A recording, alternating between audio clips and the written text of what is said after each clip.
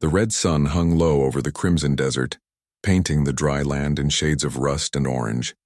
Hyun wiped his forehead with the back of his hand as he walked through the dying grain fields. The plants were brown and brittle, their leaves crumbling at the slightest touch. Another bad harvest, maybe the worst one yet. He kicked at the dusty soil and watched the red powder swirl in the hot wind. His people, the Krell, had lived on this planet for thousands of years. But Hyun could barely remember a time when water flowed freely. He was only 23 cycles old, and the drought had lasted for most of his life. Behind him, the small farming settlement looked tired. The buildings were made of dried mud and stone, built low to protect against the desert winds. Only 40 families lived here now. Many had left for the cities, hoping to find better lives. Hyun stayed because this was home, because his father needed him, because someone had to try to keep the fields alive. Hyun, a voice called out. His sister Bora came running from the water storage building. Her chitinous faceplates, green and shimmering like all Krell, were tight with worry. Father wants to see you. The council is meeting tonight. Hyun nodded. Council meetings were never good news these days. They were always about the same thing: water. How little they had left, how to ration it, who would get less this month. I need to check the far irrigation channel first, Hyun said. I'll be back before dark. Bora clicked her mandibles in frustration. Be careful. The sandstalkers have been seen near the old wells. Hyun picked up his walking stick and headed toward the edge of the settlement. The irrigation channel ran for miles into the desert, built by their ancestors when water was plentiful. Now it was just a dry scar across the land, cracked and empty. He walked for an hour, checking the channel for any signs of moisture. Nothing. Just dust and rocks and the occasional skeleton of some small animal that had died searching for water. The wind picked up, carrying stinging sand against his face. That's when he saw the smoke. A thin black line rising from behind a dune about 2 miles away. Smoke meant fire. Fire meant someone or something was out there. Hyun's heart beat faster. No one came to this part of the desert. There was nothing here but death and dry earth. He should turn back. Tell the elders. But curiosity pushed him forward. His long legs carried him quickly across the sand, his feet finding purchase where most would slip. The Krell were built for this environment, even if the environment was killing them slowly. As he crested the dune, Hyun stopped and stared. A strange vehicle lay broken in the sand. It was like nothing he had ever seen before, made of smooth metal, white and silver, with scorch marks running along one side. Part of it was still smoking. Strange symbols covered the hull in a language Hyun didn't recognize. A ship, a spacecraft. Someone had crashed here. Hyun approached carefully, his stick raised defensively. The ship's door hung open, bent and damaged. Inside, he could see blinking lights and hear a strange beeping sound. And there, slumped in a chair, was the pilot. The alien was unlike any species Hyun had encountered. It had smooth skin, not chitin. Its face was flat with 2 eyes, a nose, and a mouth. No mandibles. No antenna. Just smooth, pale skin covered in sweat and burns. It wore a torn blue uniform. The alien's chest moved. It was alive, barely. Hyun climbed into the ship. The air inside was hot and smelled of burning plastic. He knelt beside the alien and touched its shoulder gently. The skin was hot, feverish. The alien's lips were cracked and bleeding. Its breathing came in short, painful gasps. Dehydration. Hyun knew the signs. This creature was dying of thirst. His hand went to the water container at his belt. It held half a liter, his ration for the day. He hesitated. Water was precious. His family needed it. His people needed it. They had so little left. But the alien was dying right in front of him. Hyun unscrewed the cap and carefully lifted the alien's head. He poured a small amount of water onto its lips. The alien's eyes fluttered open.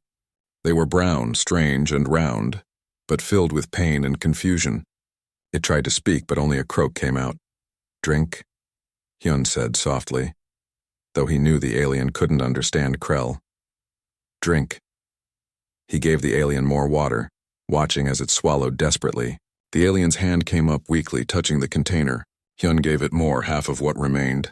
The alien's breathing eased slightly. Its eyes focused on Hyun with what looked like gratitude. Hyun stood and looked around the ship. He needed to get this alien back to the settlement, but how? The alien was too heavy to carry that far, and Hyun couldn't leave it here to die.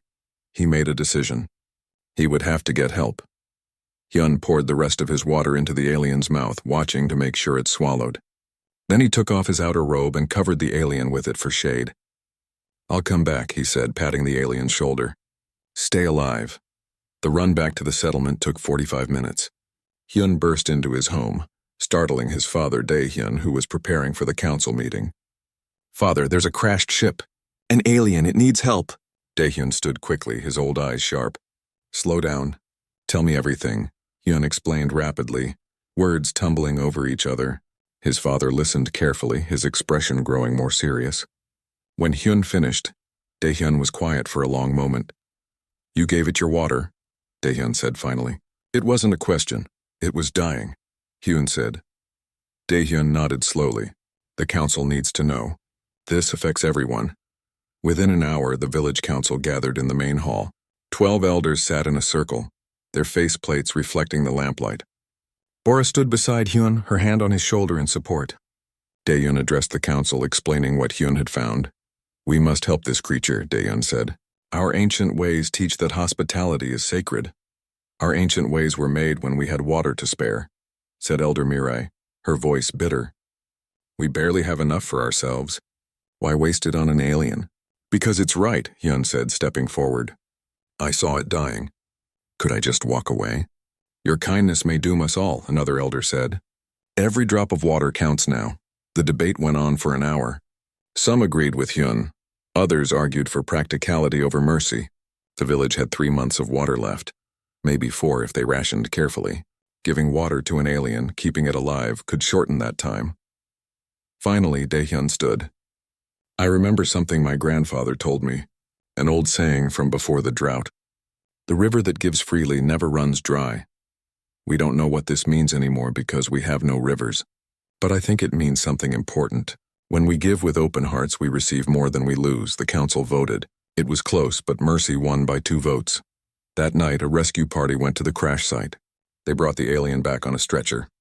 Bora, who managed the village's water supplies, examined the creature with her medical training. "It will need water for several days to recover," she said. "And food, though I don't know what it eats."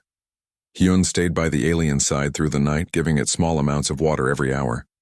The alien drifted in and out of consciousness, sometimes murmuring words in its strange language. Hyun wondered who this creature was, where it came from, how it ended up dying in their desert. On the 3rd day, the alien opened its eyes fully. It looked around the small room, confused but alert. Its eyes found Hyun, who sat nearby. "Thank you," the alien said in perfect Krell, though its accent was strange. Hyun jumped up in surprise. "You speak our language?" The alien touched something at its ear, a small device. "Translator," it said weakly. "My ship has learning computers. Been listening to your language. What's your name?" Hyun asked. "What are you?" "My name is Taiho," the alien said. "I'm human. My ship was attacked by pirates. I crashed here." He tried to sit up but winced in pain. "You saved my life. You gave me water. I saw in your eyes how precious it was. Water is life." Hyun said simply, "We couldn't let you die." Taiho looked around the small room at the cracked walls and the nearly empty water pitcher. "You don't have much, do you?" "No," Hyun admitted. "We're dying slowly. Our world is dying." "Tell me," Taiho said, his strange round eyes intense. "Tell me everything about your drought. About your world. Maybe I can help." Hyun wanted to laugh at the thought. This dying alien, barely recovered, wanted to help them, but something in Taiho's eyes stopped him. A determination, an intelligence. So Hyun began to talk, telling the story of his people's slow decline. And Taiho listened, his expression growing more thoughtful with every word. Taiho recovered slowly over the next week. Each day he grew stronger, and each day he asked more questions about the Krell and their dying world. Hyun brought him meals of grain porridge and dried vegetables, the same simple food the villagers ate.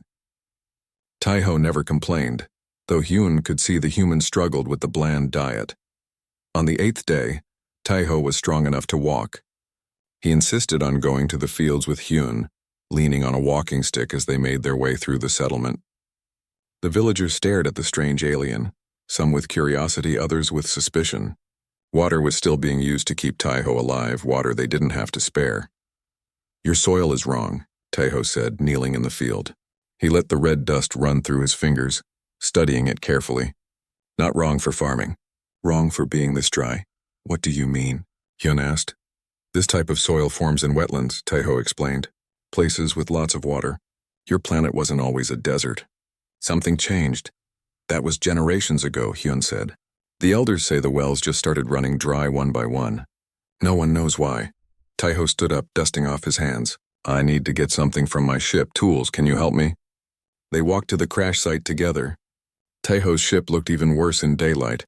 Half buried in sand, its hull split open like a broken egg. But inside, some systems still worked. Taeho pulled out a device the size of his palm, covered in buttons and a small screen. Geological scanner, he explained. It reads what's under the ground. The rocks, the minerals, the water. We have scanning tools, Hyun said. The cities have equipment that looks underground. Human technology is more advanced, Taeho said. Not boasting, just stating a fact. Let me show you. He pressed buttons on the device and pointed it at the ground. The screen lit up with colors and symbols that meant nothing to Hyun. Taeho's eyes widened. He moved to a different spot and scanned again. Then another spot. With each scan, his expression grew more shocked. This is impossible, Taeho whispered. This can't be right. What? What do you see? Taeho looked at Hyun with an expression somewhere between amazement and anger. Water, massive amounts of water. Right under your feet. Hyun felt his heart skip. That's not possible. We've looked. We've drilled. There's nothing down there but dry rock. Come with me. I need to test more areas. They spent the entire day walking through the settlement and beyond, scanning at different locations. Everywhere they went, Taeho's device showed the same thing. Deep underground, far deeper than the Krell could drill, vast reserves of water waited. By evening, they returned to the village and called for Daehyun and Bora. In Hyun's small home, Taeho spread out his readings on the table. Bora, who understood engineering better than most, leaned in close to study the data. You're saying there's water everywhere? Bora asked. Under the entire planet? Not everywhere, but in huge aquifers, Taeho said. Underground lakes, some of them the size of your largest cities. But they're trapped behind a layer of crystallized minerals. It formed naturally over thousands of years. The mineral layer is about 300 feet thick. It's sealing the water off from the surface. We've drilled deeper than that, Daehyun said, his old voice skeptical. We found nothing but dry stone. Because your drills can't penetrate this type of mineral, Taeho explained. It's incredibly hard. Like diamond. Your equipment breaks against it before making any real progress. Hyun sat down heavily on his sleeping mat. All this time, water had been right beneath them. Enough water to save their entire species. But they couldn't reach it. So we're still doomed, he said quietly. What difference does it make if we know the water is there but can't get to it? Taeho looked at him and a slow smile crossed his face. Because humans can get to it. We have drills that can cut through anything. Mining equipment designed to break through the hardest materials in the galaxy. The room fell silent. Bora was the first to speak. Why would humans help us? What do we have to offer? You gave me water when you had none to spare, Taeho said simply. You saved my life. In human culture, that creates a debt of honor. One person's debt is not enough to move ships and drilling equipment across space, Daehyun said, though Hyun could hear hope creeping into his father's voice. Maybe not, Taeho admitted, but I can try. My ship's beacon is damaged, but if I can repair it, I can call for help. I can tell humanity about your situation. There are good people among my kind. People who will want to help. And if they don't come? Hyun asked. Then at least we tried, Taeho said. At least you'll know the water is there. Maybe someday your people will develop the technology to reach it yourselves. Over the next few days, Taeho explained what he needed to repair his ship's beacon. The list was long and complicated. Most of the parts didn't exist in the small farming village. They would need to travel to Namhai, the largest city on this continent, 300 miles away across the desert. I'll go with you, Hyun said immediately. The journey is dangerous, Daehyun warned. Sandstalkers, heat storms, bandits. I know the desert, Hyun said. And Taeho doesn't, he needs a guide. I'm coming too, Bora announced. If we find water sources along the way, I need to document them. And someone needs to make sure you two don't get lost. Daehyun looked at his children, pride and fear mixing on his face. Finally, he nodded. Go then. Take what supplies we can spare. Bring back hope if you can find it. The village gave them 3 days' worth of food and water. It was a sacrifice that left them with even less, but no one complained. The council blessed their journey in a small ceremony, and at dawn the next day, Hyun, Bora, and Taiho set out into the Crimson Desert. The first 2 days of travel were hard but uneventful. They walked during the cool morning hours and rested in the shade during the brutal afternoon heat. Taiho taught them songs from his world, strange melodies about rain and oceans and places where water fell from the sky. Hyun and Bora shared stories of the old days, tales passed down from their grandparents about when rivers flowed on their planet.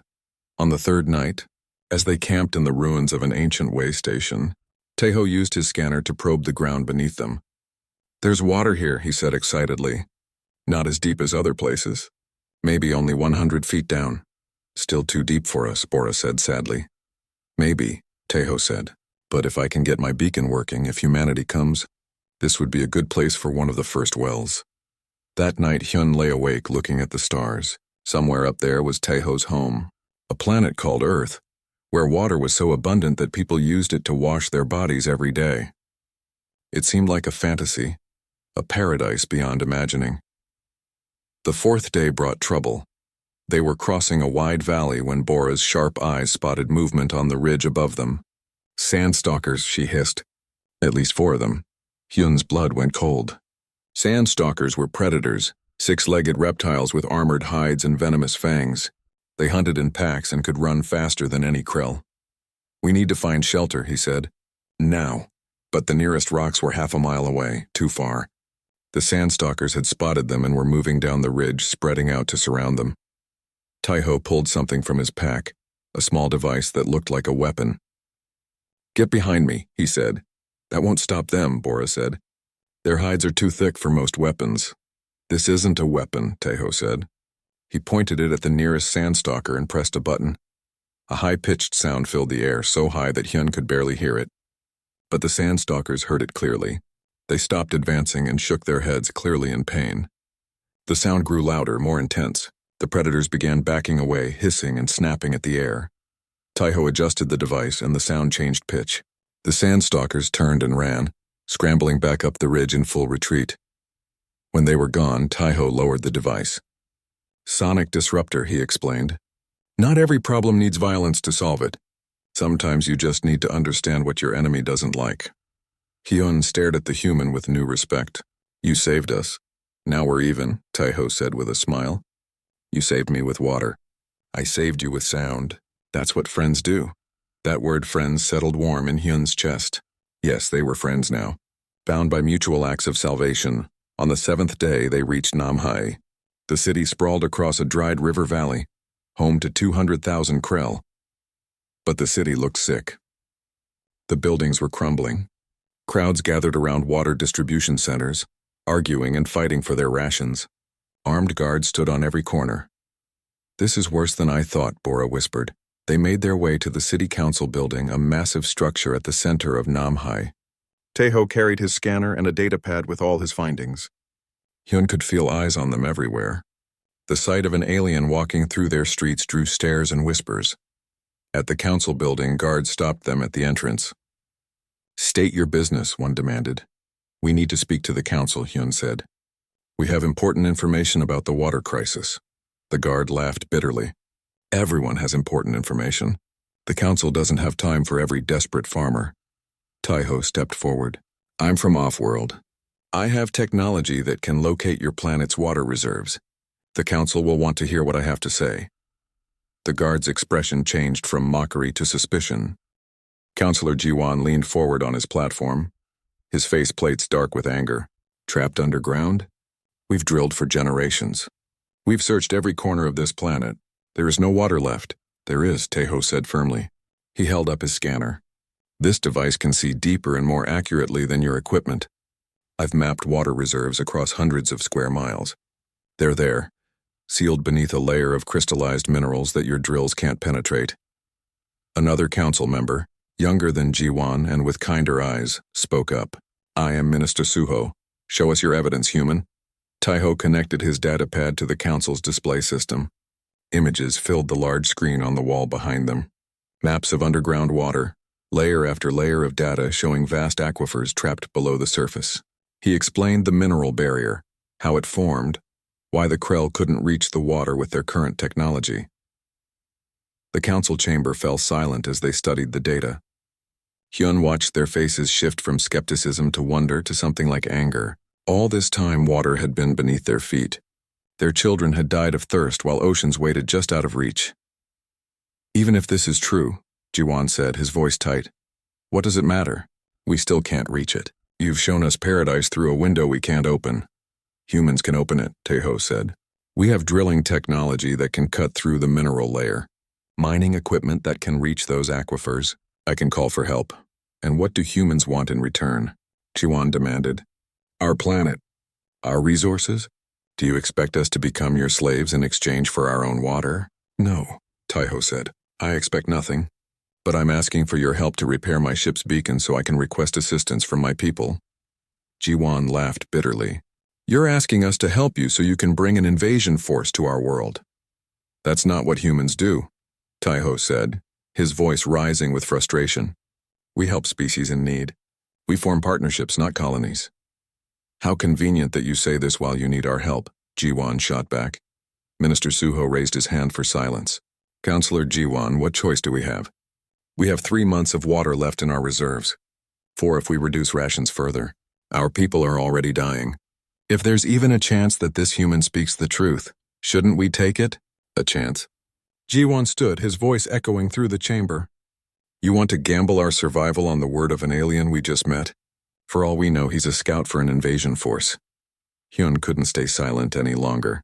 He's not a scout. He's a person who almost died in our desert. We gave him water when we had none to spare, and he could have just fixed his ship and left. Instead, he stayed to help us. He risked his life alongside us crossing the desert. He saved us from sandstalkers. He's proven himself. Who are you to speak here? Jiwon demanded. I'm the one who found him, Hyun said. I'm the one who gave him water. And I trust him. Several council members began arguing at once. The chamber dissolved into chaos, voices rising and overlapping. Jiwon called for order, but the debate continued. Some agreed with Suho that they had nothing to lose. Others sided with Jiwon, fearing human treachery. Finally, an elderly council member named Grandmother Hana stood. The chamber fell silent out of respect for her age. I remember stories my grandmother told me, she said, her voice soft but clear. Before the drought, strangers would come to our villages. We always gave them food and water, no matter how little we had. It was our way. Somewhere along the path of survival, we forgot that way. Maybe that's why we're dying. Not from lack of water, but from lack of faith in each other. Jiwon's face hardened. Sentiment won't save us. Neither will fear, Grandmother Hana replied. She looked at Taeho. Human, if we help you repair your beacon, what exactly will you tell your people? The truth, Taeho said. That the Krell are a good people facing extinction through no fault of their own. That they saved my life when they had every reason not to. That they deserve help. I'll send my government a formal request for humanitarian aid. I'll include all my geological data. I'll explain that this isn't charity. It's the right thing to do. And if your government refuses? Suho asked. Then I'll contact private companies, relief organizations. I'll find someone willing to help, even if I have to pay for it myself. One human's wealth won't move drilling equipment across the stars, Jiwon said. Maybe not, Taeho admitted. But I have to try, the council voted. It took 2 hours of debate and 3 separate ballots. In the end, the decision passed by a narrow margin. 7 votes for helping Taeho, 5 against. Jiwon's face went dark with rage, but he was bound by the council's decision. You'll get your parts, Suho said, but we have conditions. First, you must prove your drilling concept works on a small scale. Show us that human technology can actually penetrate the mineral layer. Second, you have 1 month to complete your test and repair your beacon. If you fail, we confiscate all your equipment. We can't afford to waste resources on false hope. Agreed, Taeho said immediately. Third, Suho continued, one of our people will work with you at all times to document your methods and ensure you're being truthful with us. I'll do it, Bora said, stepping forward. I'm a water engineer. I understand the technical aspects, Suho nodded. Then it's settled. Taeho, you'll be given access to our salvage yards and manufacturing facilities. Find what you need to build your test drill. Prove to us that human technology can save us.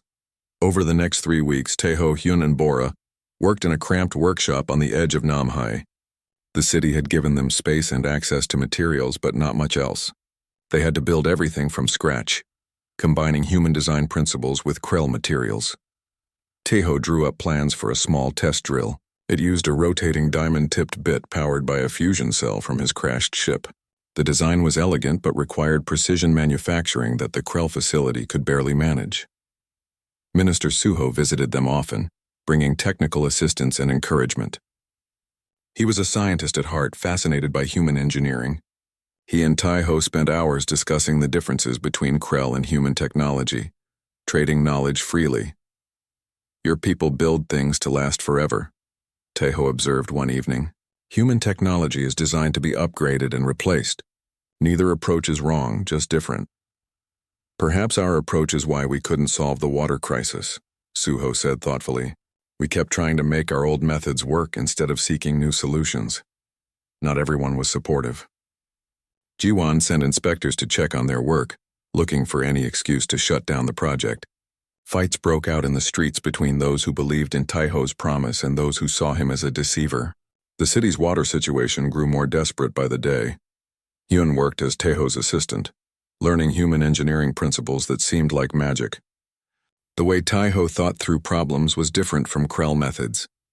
He didn't just accept that something was impossible. He asked why and what if until he found a way forward. Bora documented everything, filling notebooks with technical drawings and calculations.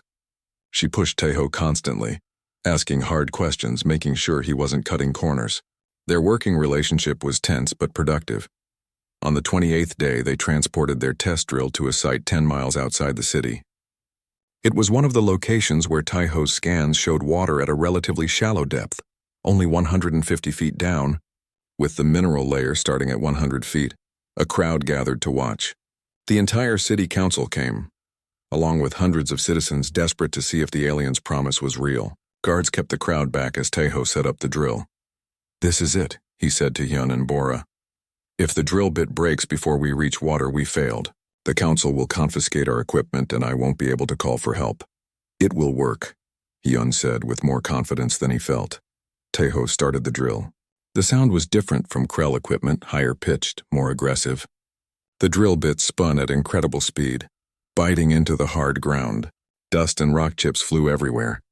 For the first hour, progress was steady. They reached 50 feet, then 75. The crowd watched in tense silence. At 90 feet, they hit the mineral layer.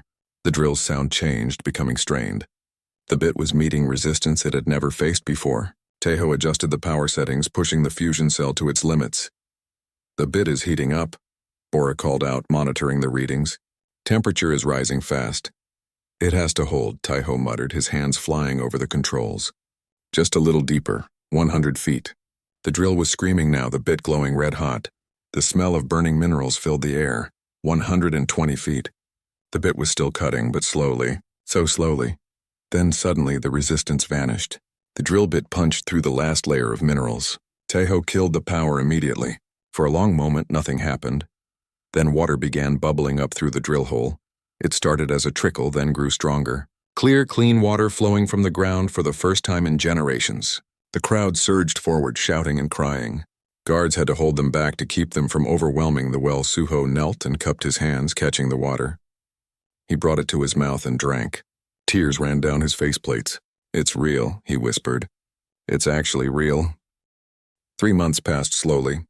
The test well near Namhae had transformed the surrounding area, but it produced only enough water for a few hundred families. The rest of the city still suffered. The rest of the planet still died one day at a time. Hyun returned to his village with Bora and Taeho. They built a second test well there using techniques learned from the first one. Water flowed in Hyun's settlement for the first time in his living memory.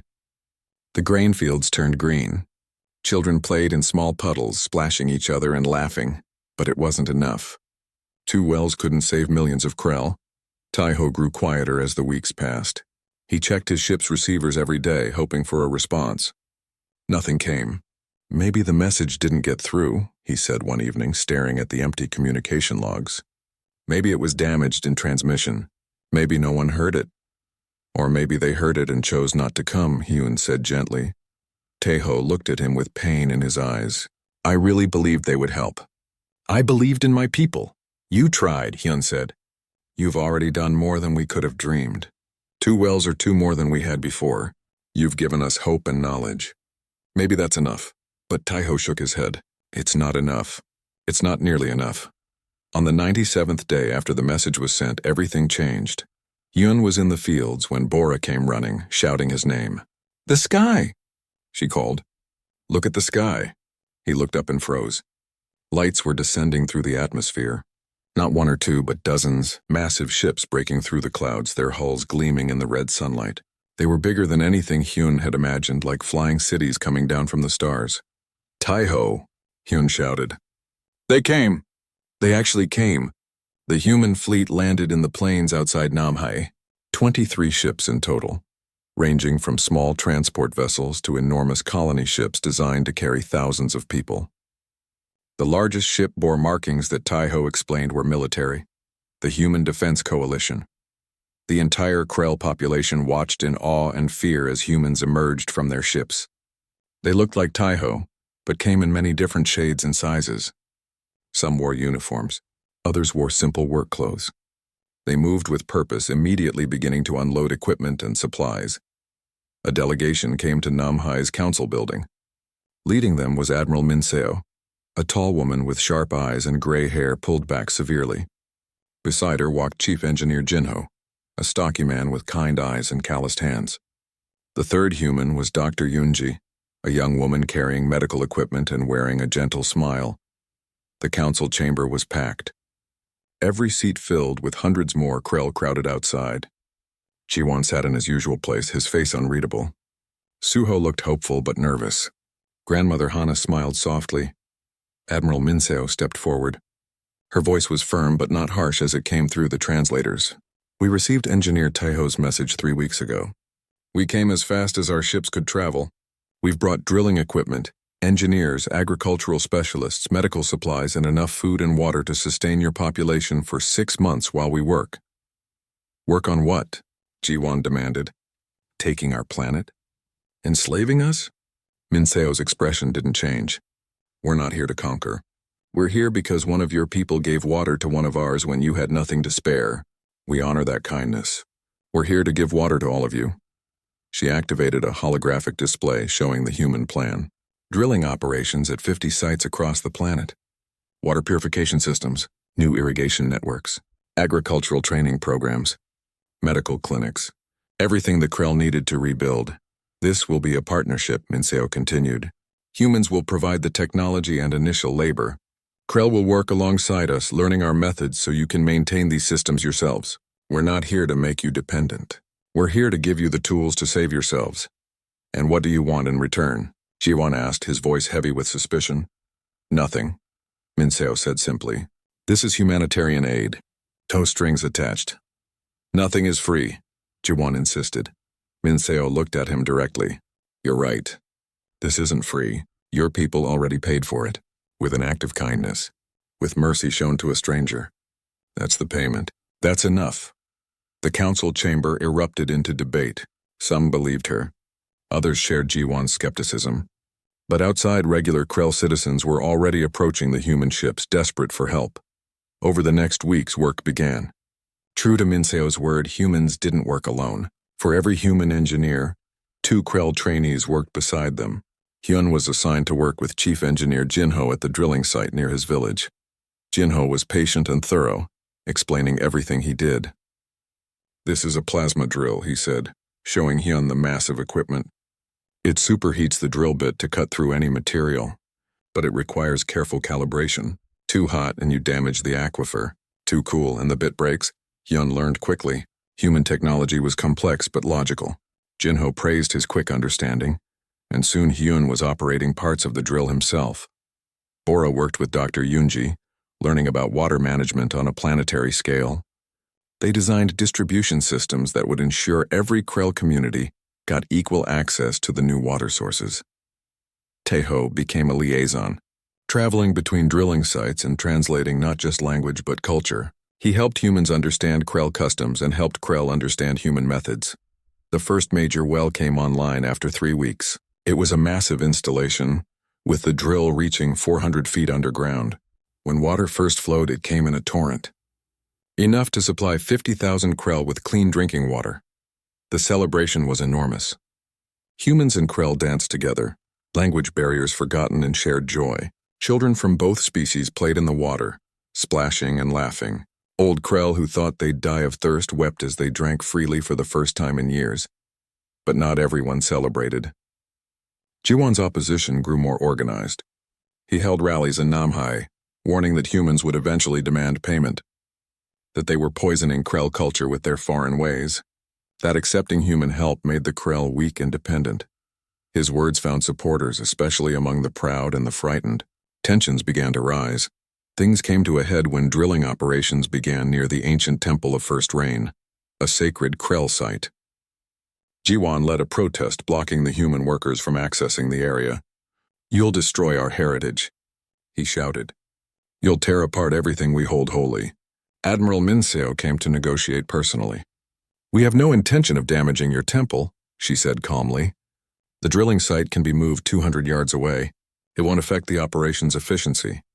"Today it's 200 yards, Jiwan said. "Tomorrow you'll say you need the temple site itself. You'll push us further and further until we have no say in our own world." "That's not what's happening here," Minseo said. "But I understand your fear. Change is frightening, especially when it comes from outsiders. Don't patronize me," Jiwan snapped. The standoff continued for 3 days. Work stopped at multiple sites as Krell workers joined the protest, unsure which side to support. Suho tried to mediate, but the divide was growing deeper. Then something happened that changed everything. A human supply ship arrived carrying a wealthy businessman named Wonshik. He claimed to represent several human corporations interested in investing in Thraxis 7's recovery. Wonshik was smooth and charming, but Taiho immediately distrusted him. "I know his type," he told Hyun privately. "He's not here to help. He's here to profit." Wonshik met with the council offering additional funding and equipment, but his contracts included provisions that would give his corporations control over the water rights for any wells they helped dig. The terms seemed reasonable at first glance, but Bora studied them carefully and found the trap. "These contracts would privatize the water," she explained to Suho. "The corporations would own it. They could charge whatever they wanted. You'd trade death by drought for death by debt." Suho was horrified and rejected the contracts immediately. But Wonshik didn't leave. Instead, he began meeting with Jiwan privately. Hyun noticed strange equipment being moved to storage facilities controlled by Jiwan's supporters. When he investigated, he found devices that looked like explosives. He reported this to Taiho, who took it to Admiral Minseo. "We need proof before we can act," Minseo said. "If we accuse Jiwan without evidence, we'll spark a civil war." The proof came 3 nights later. The main drilling site near Namhai exploded in a massive fireball. 3 human engineers and 2 Krell workers died instantly. The drill was completely destroyed. Minseo immediately locked down all human operations. "Until we know who's responsible, we're suspending work," she announced. For everyone's safety. The city descended into chaos. Jiwan's faction blamed humans, saying it was an accident caused by their reckless technology. Human-friendly Krell blamed Jiwan's extremists. Street fights broke out. The alliance that had seemed so promising was tearing apart. Hyun knew they needed evidence to prove who was really responsible. He went to Taiho in the middle of the night. "I know where Jiwan stores his equipment. If we can find proof he's working with Wonshik, we can stop this. Breaking into a counselor's facility is dangerous. If we're caught, we'll be accused of being saboteurs ourselves." 1 year after the human fleet arrived, Thraxis 7 was transformed. Rivers flowed across the planet for the first time in generations. The Crimson Desert still existed, but it was smaller now, pushed back by expanding vegetation. Green replaced red in vast stretches of land. Yun stood on a hillside overlooking what used to be barren wasteland. Now fields of grain stretched to the horizon, swaying in the breeze. A river ran through the valley below, its water clear and cold. Children played on its banks, both Krell and human, splashing each other and building dams from stones. "Beautiful, isn't it?" Bora said, joining him on the hill. She looked different now, more confident. Her time working with Dr. Yunji had transformed her from a village water manager into a planetary resource coordinator. I still can't believe it's real sometimes, Hyun admitted. I wake up expecting to see dust and dying crops. Instead, there's water everywhere. Everywhere we work together, Bora corrected. The wells didn't dig themselves. Our people learned. We're not dependent on human charity anymore. We maintain the systems ourselves now. She was right. Of the 53 drilling sites active on Thraxis 7, 41 were operated entirely by Krell crews. Human engineers still advised and helped, but the Krell had learned fast. Within another year, they wouldn't need human help at all. Taiho came up the hill carrying containers of food. He had decided to stay on Thraxis 7 rather than return to human space. I've spent more time here than anywhere else, he'd told Hyun. This feels like home now. They ate lunch together on the hillside, watching the valley below. Taiho had something to share. I received a message this morning from the Human Council of Worlds. They want to offer Thraxis 7 formal alliance status. What does that mean exactly? Hyun asked. It means we'd be partners, equal members in an interstellar community, mutual defense agreements, free trade, cultural exchange programs. The Krell would have a voice in human politics, and humans would respect Krell sovereignty absolutely. What did Suho say? Bora asked. He wants to put it to a planetary vote. Let everyone decide together. The vote took place 1 month later. It was the first truly global decision the Krell people had made in centuries. Ballots were translated into every regional dialect. Polling stations opened in every settlement, from the largest cities to the smallest villages. Hyun voted in his home village, now barely recognizable from the dying settlement it had been. His father Daehyun stood beside him in line, walking slowly with a cane but alive and healthy. The water had come in time to save him. I never thought I'd live to see this, Daehyun said softly. A future. Hope. Our people working alongside aliens as friends. The results came in over 3 days as ballots were counted across the planet. In the end, 87% of Krell voted in favor of the alliance. Even some of Jiwon's former supporters voted yes, having seen how much humanity had given without asking anything in return. The alliance was formalized at a ceremony in Namhae. Admiral Minseo had returned to human space, but she sent a message that was read aloud. The Krell taught us something important, that mercy given freely creates bonds stronger than any treaty. We came to Thraxis 7 because we were asked to help. We stay as friends because we've learned to respect and admire your people. May our partnership last for generations. Suho responded with his own speech. Humanity saved us from extinction, but more than that, they taught us to believe in kindness again. During our darkest time, we became suspicious and fearful. We forgot our own values. One human reminded us what we used to be, what we can be again. For that, we are eternally grateful. The ceremony included the unveiling of a monument at the site where Taiho's ship had crashed. It was a statue carved from the local redstone, showing a Krell offering water to a human. The inscription was simple in both Krell and human languages. The river that gives freely never runs dry. Hyun stood before the statue with Taiho, both of them quiet with emotion. This is because you gave me water, Taiho said finally. 1 cup of water changed everything. No, Hyun said. It's because we chose to see you as a person, not a stranger, and because your people chose to answer your call. Both species made the right choices. The alliance brought more changes. Human agricultural experts taught Krell farmers new techniques. Krell biological scientists shared their knowledge of desert adaptation with human researchers. Trade routes opened between worlds. Cultural exchange programs sent young Krell to study on Earth, and young humans to learn on Thraxis 7. Bora and Dr. Yoonji wrote a book together about planetary water management. It became required reading in universities across both Krell and human space. Their methods were applied to 6 other drought-stricken worlds, saving billions of lives. Jinho took a permanent position on Thraxis 7, training the next generation of Krell engineers. He married a Krell woman named Soman and adopted 3 orphaned children who had lost their parents during the drought years. His family became a symbol of the 2 species' growing unity. Hyun surprised everyone by requesting to join the Human Diplomatic Service. I want to help other species the way we were helped, he explained to his father. There are more worlds out there that need assistance. More people dying who could be saved. Daehyun was proud. You learned well. The gift is meant to travel, not to be hoarded. Hyun's first assignment was to a small planet called Vexor 9. where an ice age was killing the native population. He traveled there on a human ship, carrying water purification technology and heating systems. When the Vexorians asked why humans would help them, Hyun told them the story of his village, the crashed ship, and the cup of water that changed two worlds. The story spread. Other species began to see humanity differently, not as conquerors or exploiters, but as people who valued life and honored debts. The Human-Krell Alliance became a model. Within 5 years, 12 other species joined, forming the Coalition of Free Worlds. But not everyone was happy about these changes. In the darker corners of space, some saw the Coalition as a threat. Pirates, slavers, and warlords who profited from suffering began to organize. They called the Coalition naive, weak. They said kindness was a luxury that would be exploited. They learned differently when they tried to raid a Krell settlement at the edge of colonized space. The raiders expected an easy target.